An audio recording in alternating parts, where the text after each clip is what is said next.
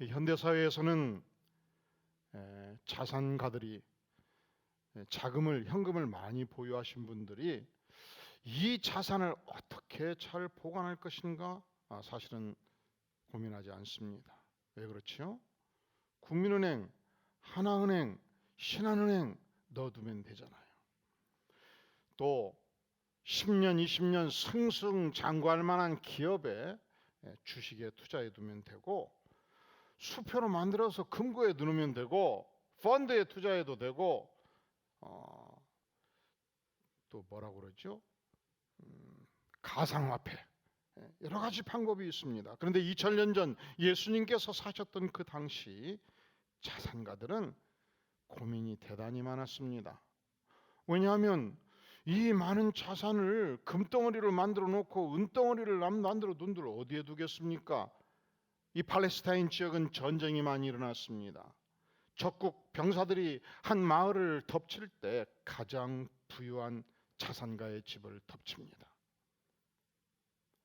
구석구석 금고를 뒤지고 자산들을 다 앗아간 것입니다. 어떻게 보관할 방법이 없었습니다. 은행도 없고 회사도 없고 증권회사도 없고 새마을금고도 없고 넣어둘 데가 없지 않겠습니까? 그래서 돈 많은 자산가가 고민하다가 전쟁은 곧 터질 것 같고 어떡합니까? 금은 보화를 다 모아다가 큰 항아리를 구해가지고 새벽 1시, 2시 밤중에 앞을 보고 뒤를 보고 쌀의 문밖 우리 집 채전 한가운데를 보고서 땅을 파기 시작합니다. 그 안에 금화도 넣어놨고 음화도 넣어놨고 금덩이도 넣고, 그리고서 앞뒤를 다시 봅니다. 왜 앞뒤를 보지요? 옆집 아저씨가 구경하면 안 되잖아요. 그리고서 큰 항아리를 붓는 것입니다. 그리고 마치 전혀 아무것도 묻지 않은 양 낙엽도 놓고 흙도 덮고 깨끗하게 정리해두고, 이것은 아내한테도 말하지 않고 자식들한테도 말하지 않고 흐뭇한 마음으로 잘 보관되겠구나. 드디어 전쟁이 터졌습니다. 예루살렘을 떠나서 브엘사바에 가가지고 2년 3년 견뎌냅니다. 온 가족이 드디어 전쟁이 끝났을 때 나의 고향 땅 예루살렘을 향해서 가는데 심장마비로 급사를 한 것입니다. 30년이 지나고 100년이 지나면서 주인이 바뀌었습니다. 새로운 주인이 어느 날 일꾼들을 동원해서 채전을 가꾸었습니다. 그런데 한 일꾼이 열심히 채전을 가꾸다가 땡그랑 소리를 듣습니다. 이것이 무언고? 살살 파서 보니까 그 안에 큰 항아리가 있었고, 항아리 뚜껑을 열자마자 깜짝 놀랐습니다. 금덩어리가 있고 보화가 있고 은전이 있고 금전이 있었습니다. 옆을 보고 앞을 보다가 갑자기 묻어버린 것입니다. 됐다. 깨끗이 덮고 낙엽도 덮고, 그리고서 그날 밤 주인장을 찾아 배웠습니다. 주인장이시여, 웬일인고? 주인께서는 여기저기 밭도 많고 논도 많지 않습니까? 수백 마적이 거부 아니십니까? 웬 말인고? 저는 가진 것도 별거 없으니 건너편 채전밭 5평 제가 살 수 있게 도와주시면 평생 동안 주인의 논밭을 원하는 대로 제가 가꾸어 드리겠나이다.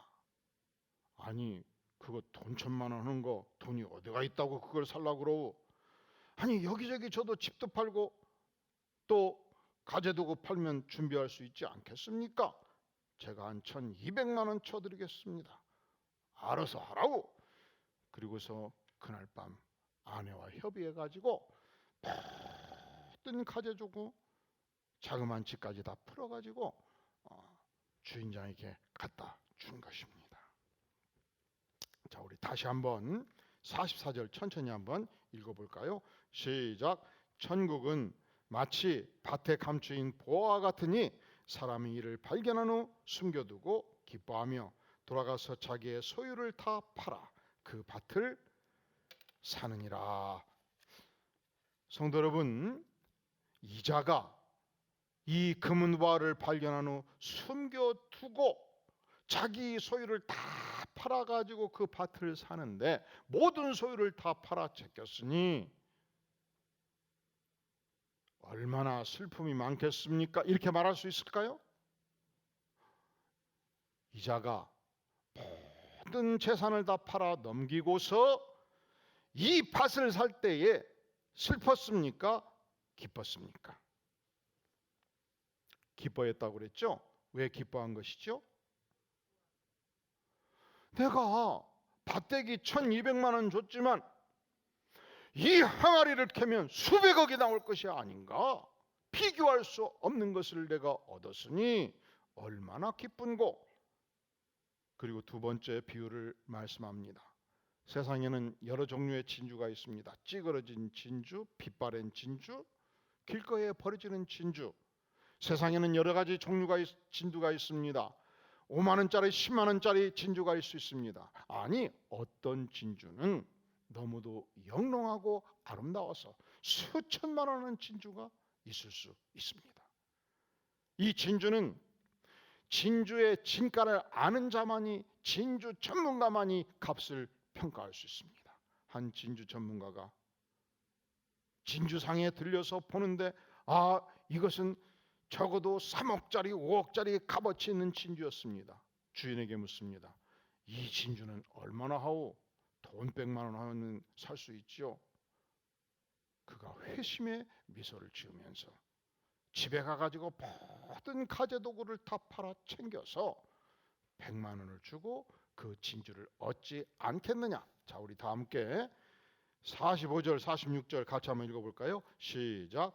또 천국은 마치 좋은 진주를 구하는 장사와 같으니 극히 값진 진주 하나를 발견하며 가서 자기의 소유를 다 팔아 그 진주를 사느니라. 오늘 우리 주님께서 우리에게 두 가지 비유를 말씀하셔요. 첫째는 보화의 비유, 두 번째는 진주 비유. 근데 주께서 이 비유를 말씀하시는 특별한 이유가 있습니다. 자, 44절의 첫 글자, 첫 단어가 뭐죠? 천국은 45절의 첫 두 단어가 또 무엇은 천국은. 우리 주님께서 왜 이 보화의 비유, 진주의 비유를 말씀하시는 것이죠? 무엇을 우리에게 가르쳐 주기 위해서? 천국이 무엇인가를 가르쳐 주시기 위해서. 천국은 과연 무엇인가? 이 비유가 보여주는 천국의 진정한 특징이 무엇인가? 첫째로 천국은 내 생애 전체를 통해서 가장 위대한 가치가 있다. 이것을 말씀하시는 것입니다. 우리에게 우리 인생을 살아가면서 각자 소중한 것이 있죠. 이 클래식 애호가들은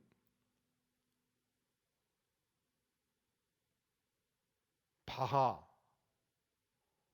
모차르트, 멘델스존, 이 클래식 애호가들은 클래식을 들으면서 행복해합니다. 이 클래식을 듣기 위해서 가족이 아무리 반대를 해도 돈 1,000만 원 들여서 좋은 이 클래식을 들을 수 있는 기구를 구입하지요. 악기를 구입하고 음악을 구입하고. 근데 이 귀라는 게 참 미묘해서요. 처음 1,000만 원짜리 들 때는 굉장히 좋은 줄 알았어요. 근데 계속 들으면 더 좋은 소리를 듣고 싶었는데요. 그래서 5,000만 원을 들여가지고 또 들여놓고, 그리고 한 10년 지나면 3억짜리를 들여놓고, 그리고 차도 오디오를 다 바꾸기 시작한다는 거예요. 그러니까 이렇게 음악 애호가가 되면 내 인생에서 가장 값어치 있는 것이 뭐라고 생각하는 것이죠? 좋은 클래식을 듣는 거예요. 우리가 직업적인 소명이 굉장히 중요합니다. 우리에게 자녀들이 얼마나 중요합니까? 오늘날 수도권 지역에서 막 지가가 폭발적으로 올라가니까 이제는 아파트를 위해서 목숨을 걸지 않습니까? 그런데 이 어느 것 하나 소중하지 아니한 것이 없습니다. 그럼에도 불구하고 내 인생에서 가장 소중한 것이 무엇이냐? 그것은 바로 천국이라고, 하나님의 나라라고 오늘 우리에게 말씀하시는 것입니다. 우리는 본래 죄 많은 인생이었습니다. 버림받은 인생이었습니다. 소망 없는 인생이었습니다. 이것을 아시고 전능하신 하나님께서 가장 사랑하는 독생성자 예수 그리스도를 인간의 몸을 입혀서 인간의 신분으로 표현해서 하나님이신 예수님이 이 땅에 오셨습니다.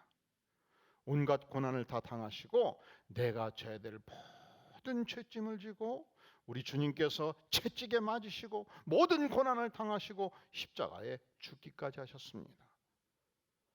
죄의 삭은 사망이라 사망 권세, 죄로 말미암은 모든 사망 권세를 주께서 십자가에 지시고 죽으심으로 사망 권세를 파하시고 부활하심으로 우리에게 천국을 선물로 허락해 주신 것입니다.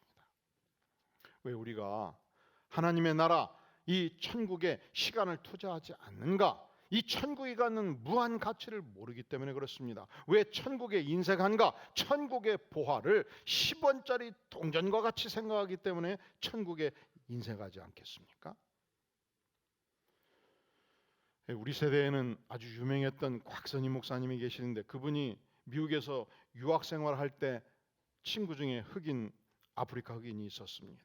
그런데 이 친구는 백인만 보면 알레르기를 하는 거예요. 백인을 그렇게 경멸하고 백인을 싫어하고, 백인이 조금만 실수하면 10배로 욕설을 퍼붓기까지 했습니다. 왜 그렇게 백인을 싫어하는가? 그가 대화를 하다 알게 된 거예요. 이 아프리카 흑인이 속한 나라는 영국인들이 오랫동안 지배해 왔습니다. 어린 시절 자기가 살던 동네 지천에 걷다가 보이는 게 다이아몬드였는데, 이 다이아몬드를 하나 주워가지고 영국인 주인한테 갖다 주면 껌딱지 하나를 주는 거예요. 그래서 껌을 씹고 싶으면 어떻게 하는 거죠? 여기저기 다니면서 눈 크게 떠보고 다이아몬드 몇 개 주워가지고 갖다 주는 것입니다. 그런데 어느 날 알게 된 거예요. 이 다이아몬드 하나가 50만 원이 되고 100만 원이 되고 300만 원이 된다는 사실을 알고, 이 나쁜 놈들, 우리를 속인 자들, 그래서 영국인들을, 백인들을 그렇게 혐오하게 되었다는 것입니다. 곽 목사님은 형제에게, 형제여, 이 일로 백인을 미워하는 것은 그리스도인으로서 대단히 부끄러운 일입니다. 자고로 가치를 모르는 자는 다이아몬드의 임자가 될 수 없는 법입니다. 가치는 가치를 아는 자에게만 가치 있는 일입니다. 할렐루야. 가치는 누구에게? 가치를 아는 자에게만 가치 있는 일입니다. 1947년도 어느 날 봄, 이 사해 동북 쪽에서 양떼를 치던 베두인족의 목동이, 15살 된 목동이, 그의 이름은 무하마드 지브라는 이름을 가진 자였는데 100마리 200마리 양떼를 푸른 초장에 풀어두었습니다. 그는 한가한 시간에 이 골짜기 건너 저편에 있는 동굴을 향해서 돌팔매를 던지기 시작했습니다. 습관적으로 자주 행했던 행동이었습니다. 이 돌팔매가 동굴 안에 들어갈 때 떼구르르 들어가는 일정한 소리가 있는데, 어느 날 완전히 다른 소리가 들렸습니다. 이것은 무언가 깨어지는 함성이었습니다. 그 함성이 웅웅웅 울려갔습니다. 뭔가 동굴 안에 있다. 그는 골짜기를 건너서 기어서 그 가파른 등성이를 올라가서 결국 동굴 안으로 들어가게 된 것입니다. 가까이 봐봤더니 큰 항아리 하나가 깨어져 있습니다. 그 안에 아무것도 없었습니다. 그 옆에 또 다른 8개의 항아리가 있었습니다. 두 번째 항아리를 깨도 맹탕이요, 세 번째를 깨도 맹탕이요, 8번째를 깨도 맹탕이요, 마지막 하나를 깼을 때 그 안에 양가죽 두루마리가 가득 차 있었습니다. 그는 이 양가죽 두루마리를 들쳐업고 집으로 가져왔습니다. 헛간에 두었습니다. 저걸 어디다 쓰노? 뭔가 자세하게 글씨가 쓰여 있었는데 저걸 어디에 쓰노? 신발끈 매는데 필요할 때 쓰면 되겠다 하고 2년 동안 헛간에 버려둔 것입니다. 그런데 어느 날 우리식으로 표현하면 엿가락 몇 개 주고 바꿔먹고 팔아 넘기게 되었는데, 이 두루마리가 성경 중에서 가장 오래된, 오늘날 모든 신학자들이 관심을 갖고 있는 원본 중에 진본 사해 사본이었던 것입니다. 오늘날 성경을 연구하는 신학자들이 글자가 다를 경우, 표현이 다를 경우 마지막 대조하는 최후의 사본이 바로 그 사해 사본, 무하마드가 발견했던 그 사해 사본이었기 때문에, 이 사해 사본은 오늘날 수천억을 주고도 비교할 수 없는 어마어마한 진귀한 가치의 최고 권위의 성경 사본이 된 것입니다. 그런데 이 무하마드는 이 성경 사본을 어디에 두었다고요? 그냥 헛간에 버려뒀어요. 이걸 어디에 쓰려고 그랬다고요? 그저 신방 끄는 데 쓰려고 생각을 한 것입니다. 천국은 무엇인가? 천국은 천국의 소중한 가치를 아는 자에게만 의미가 있는 하나님의 나라입니다. 그런데 천국은 무엇인가? 하나님의 백성들에게서는 지상 최대의 가치요, 지상 최대의 보화요, 지상 최대의 보물인 것입니다. 사랑하는 성도 여러분, 이 비유가 주는, 공통된 두 비유가 주는 천국의 의미가 있습니다. 첫째로 천국은 내 인생에서 인생 최대의 가치다. 믿습니까? 할렐루야. 여러분, 여기에 만약에 우리가 아멘을 하면요, 두 번째 천국의 의미에 동의를 해야 돼요. 첫 번째 동의하는 데는 굉장히 쉬워요. 천국은 무엇인가? 천국은 내 인생에서 최대 가치다. 그런데 이것이 진실로 그렇습니까? 할렐루야. 이제 아멘 하면 두 번째 질문이 굉장히 무서운 질문이에요. 만약에 이 천국이 내 인생에서 최대의 가치라면 이 천국은 내 인생의 모든 소유물보다 더 중요하다. 이 천국은 내 인생의 모든 소유를 바쳐도 아깝지 않다. 기쁨으로 바칠 수 있다. 근데 이런 진리는요, 이상하죠. 세월이 지나 보면 이단들은 진짜 그렇게 살아요. 이단들은 그들이 믿는 잘못된 천국을 위해서 전 재산도 바쳐요. 인생도 바쳐요. 그리고 나중에 후회를 해요. 그리고 정통파는 아무것도 안 바쳐요. 그리고 나중에 후회도 안 해요. 사랑하시는 성도 여러분, 천국은 첫째로 내 인생의 최대 가치예요. 그렇기 때문에 이 천국을 위해서 나의 모든 소유를 바쳐도 아까울 것이 없는 하나님의 나라인 줄로 믿습니다. 그리고 보아 발견자도 자기의 모든 소유를 팔아서 바치고 기쁨으로 밭을 샀습니다. 진주 발견자도 자기의 모든 소유를 팔아서 바치고 진주를 기쁨으로 산 것입니다. 오늘날로 표현하면 아파트도 팔고 자동차도 팔고 컴퓨터도 팔고 증권도 팔고 주식도 팔고 다 팔아서 진주를 산 것입니다. 지난 봄 우리 교회는 전교인 철로역정 캠페인을 진행을 했습니다. 철로역정의 저자가 존 버년입니다.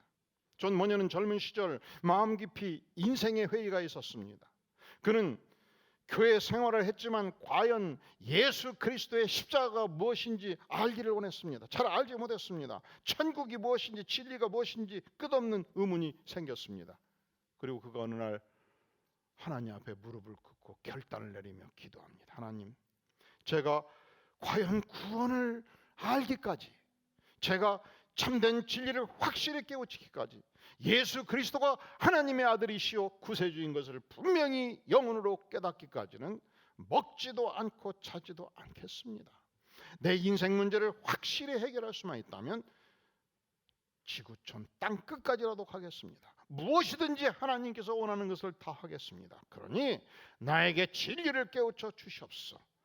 이 목숨을 건 결심 앞에서 예수님께서 그 심령을 찾아가셨습니다. 예수님께서 그 마음의 문을 두드리셨습니다. 예수님께서 구원의 은혜를 깨우쳐 주셨습니다. 예수님께서 십자가의 은혜로 모든 죄사함의 능력을 베풀어 주셨습니다. 예수님께서 그 영혼을 만나 주신 것입니다. 그리고 예수님을 향해서 올곧게 생애 전체를 드리는 충성 가운데 그는 천국의 의미를 발견한 것입니다. 그가 예수님을 찾아갔던 이 신앙의 여정과 그가 예수님을 만나고 감격했던 그 신앙의 축복들을 기록해서 남긴 작품이 개신교 400년 역사상 베스트셀러 1위로 등극하는, 성경 다음으로 1위로 등극하는 철로 역정의 작품을 남기게 된 것입니다. 주인공 크리스찬은 하나님을 신앙하는 신실이라는 인물, 소망이라는 인물과 함께 천국을 향한 여행을 시작을 하지요. 그가 여행 중에 이 세 사람이 허영의 도시 그곳에 박람회에 참가하게 됩니다. 그곳은 많은 물건들이 진열되어 있었고 사고 팔고 있었습니다. 이 모든 물건들이 단 하나도 저들이 살 수 있는 것은 없었습니다. 왜냐하면 그 모든 물건들은 허영의 도시, 허영의 사람들을 위한 물건들이기 때문에. 그런데 가는 곳곳마다 상인들이 이 물건은 이렇게 좋고 이 물건은 이렇게 유익하고 권면하며 선전을 해댔습니다. 이 세 사람은 귀를 틀어 막은 것입니다. 그때 상인들이 다가와서 물었습니다. 도대체 당신들은 무엇을 사기를 원하십니까? 도대체 당신들은 무엇을 사기를 원하십니까? 그때 세 사람은 이구동성으로 답변합니다. 같이 한번 따라해 볼까요? 우리는 진리를 사기를 원합니다. 우리는 진리를 사기를 원합니다. 영원한 진리, 구원의 진리, 생명의 진리, 하나님의 나라의 진리. 이 세 사람이 원했던 것은 잠시 있다가 없어지는 세상 것이 아니었습니다. 있어도 좋고 없어도 좋은 것이 아니었습니다. 오늘 있다가 내일 없어질 것이 아니었습니다. 단지 눈에 보이는 세상의 물질이 아니었습니다. 영원한 진리, 내 인생의 궁극적인 해답, 예수 그리스도의 은혜를, 하나님 자신을 만나고 깨우치기를 간절히 원했던 것입니다. 천국의 보화를 소유하기를 간절히 원했던 것입니다. 그렇다면 사랑하시는 성도 여러분, 여러분은 이 영원한 진리, 천국의 보화를 과연 소유하고 계십니까? 어떤 대가를 치르더라도 이 영원한 진리, 천국의 보화를 소유하기를 간절히 소망하십니까? 주님이 내 인생에서 가장 소중하기 때문에 주님께서 내게 주시는 선물, 천국이 내 인생에서 가장 소중한 것입니다.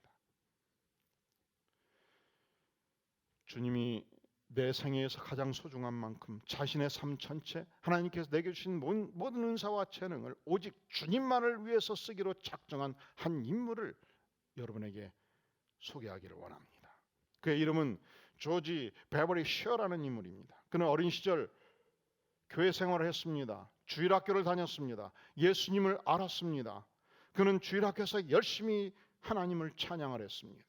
그의 찬양이 너무 아름다웠던 만큼 세상이 그의 노래를 듣기를 원해서 그가 어느 날 세상 노래를 부르기 시작했는데 그것이 공중발을 타면서 인기 가수가 되는데 결정적 역할을 했습니다. 그는 드디어 출세하게 되었고 돈방석에 앉게 되었고 인기 절정에 이르게 된 것입니다. 그런데 이상하지요. 그가 돈이 많아지고 인기를 얻으면 얻을수록 예수님으로부터 멀어지기 시작했습니다. 그가 시카고 방송국의 연출가였고 인기 절정의 가수였습니다. 그런데 마음은 허무하고 마음은 더욱 불안했습니다. 어머니는 신실한 그리스도인이었습니다.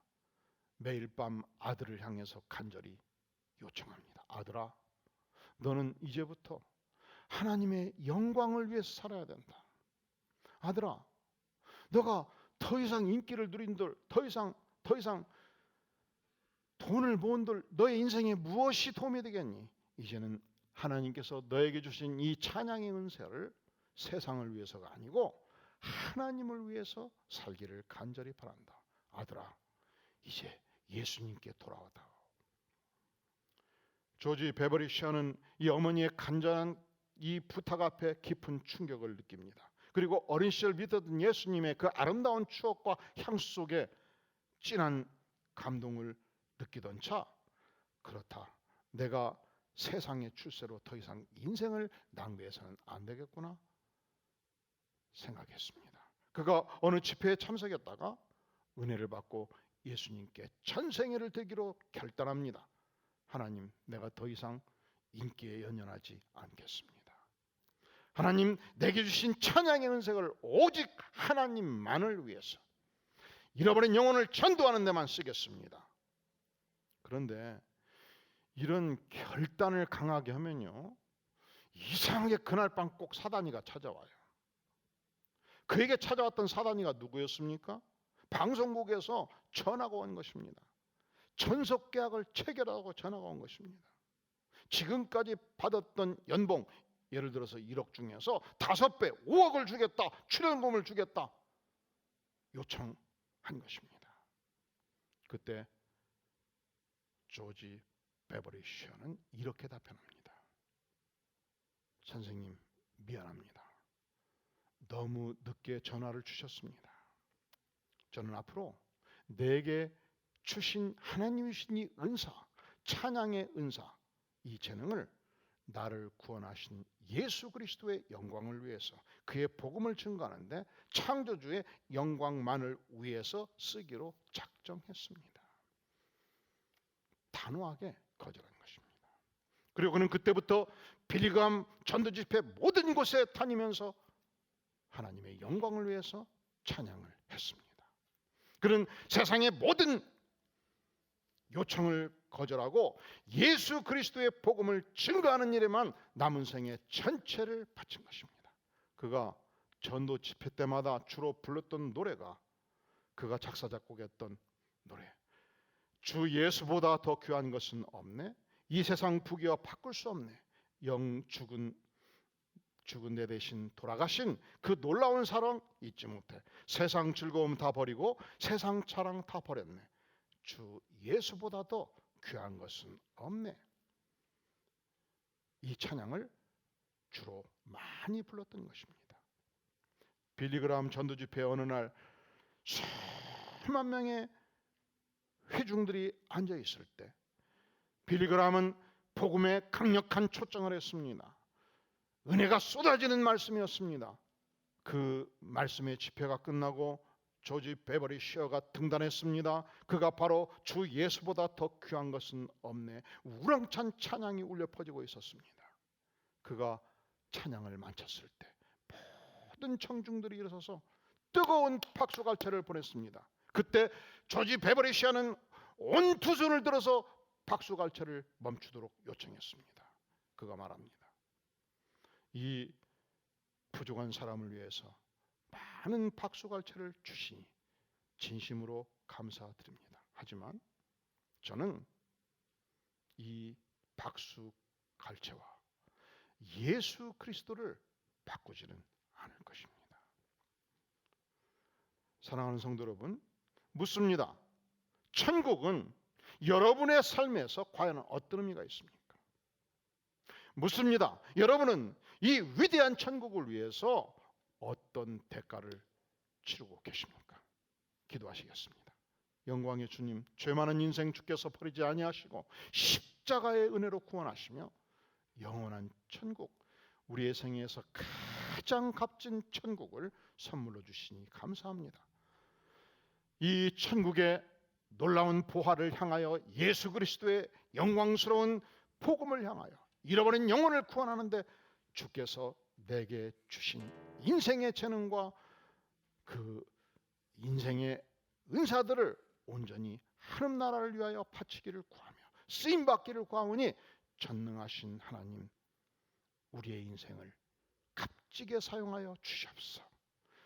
예수 그리스도의 이름으로 간절히 기도하옵나이다. 아멘.